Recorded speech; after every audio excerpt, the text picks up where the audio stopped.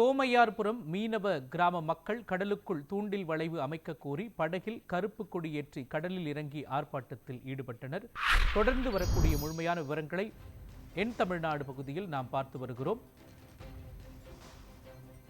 இந்த போராட்டத்தில் 500க்கும் மேற்பட்டோர் கலந்து கொண்டு மத்திய மாநில அரசுகளுக்கு எதிராக பதாகைகளை ஏந்தி கண்டன முழக்கங்களை எழுப்பினர்.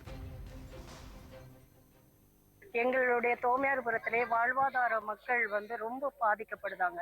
கடல் தொழில் இல்லாமல் வெளியூர்கள்லையுமே அவங்க தொழில் செய்து குடும்பத்தை காப்பாற்றிக்கிட்டு வர்றாங்க. ஆனா இப்போது உள்ள நிலைமைக்கு மக்கள் அனைவருமே தொழில் செய்ய முடியாம வள்ளங்களை பிடிக்க முடியாமல் தலைக்குப்புறா விழுகிற மாதிரி இப்ப எல்லாமே இருக்கு.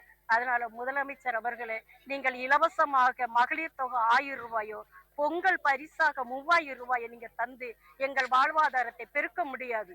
அதனால் தயவு கூர்ந்து எத்தனையோ மனுக்கள் உங்களுக்கு அளித்தும் எங்களுக்கு எந்த பலனுமே கிடைக்கவில்லை. எத்தனை அமைச்சர்களை பார்த்தும் எங்களுக்கு பதில் கிடைக்கவில்லை. அதனால் தயவு கூர்ந்து உங்களை இருகை கூம்பி உங்களை கேட்டுக்கொள்கிறேன். எங்களுக்கு அத்துப்பட்டியை போல் இந்த ஊரை காணாமல் போவதற்கு வழி செய்யாதீர்கள்.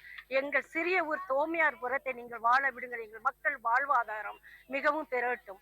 உங்களுடைய அரவணைப்பால், உங்களுடைய சொல்லால், நீங்கள் கொடுக்கிற ஆர்டரால் எங்கள் மக்கள் தலை நிமிர்ந்து நிற்கணும். உங்களுடைய கட்சி வளர வேண்டும்.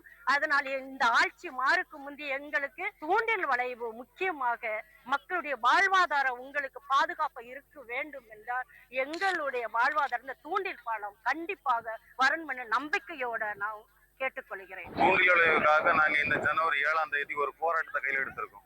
ஏன்னா 8 வருஷமாட்டு நாங்க இதுக்கு முன்னாடி ஆண்டு அரசு சரிதான், இப்ப ஆளுத அரசும் சரிதான், மனுவா கொடுத்து இந்த மக்கள் கலந்தியாச்சு. முடியாத ஒரு சிச்சுவேஷன் ஆகிப்போச்சு. இந்த திருநெல்வேலி மாவட்டத்தில் கடற்கரை ஊர் 10 கிட்ட இருக்கு. சுமார் 5000-6000 குடும்பங்கள் இதை நம்பி இந்த கடல் தொழில் நம்பி இருக்கு. எங்களுக்கு வாழ்வாதாரமே கடல் தான். கடலை விட்டு வேற எங்களுக்கு எந்த தொழிலும் தெரியாது. மீன்பிடி தொழில் தான் எங்களுக்கு பிரதானமான தொழில். எங்களுக்கு வாழ்வாதாரம் இல்லாதனால இந்த ஊர்ல இன்னைக்கு சுமார் 2000 குடும்பங்கள் கிட்ட இருந்துச்சு. 2000 குடும்பங்கள் சொல்லும்போது 2000 ஆட்கள் இருந்தாங்க. இப்போ அப்படியே படிப்படியா குறைஞ்சு சுமார் 500-600 ஆள் வந்தாச்சு. ஏன்னா இங்க இருந்து திசை மாறி போறாங்க.